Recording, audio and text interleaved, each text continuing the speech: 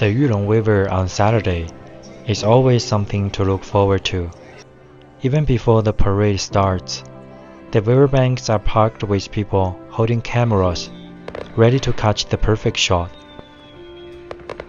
As fireworks light up the sky, the Dragon Parade officially begins. In the hearts of Chinese people, the dragon is more than just a symbol of luck. It is a sacred totem.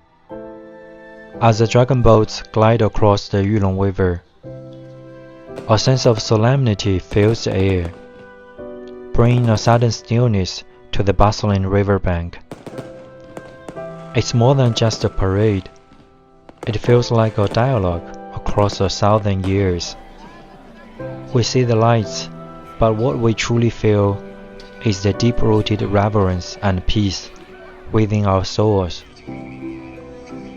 To the sound of drums and traditional music, rowers guide the bamboo rafts slowly downstream. Tourists on the boats wave to the crowds on the shore.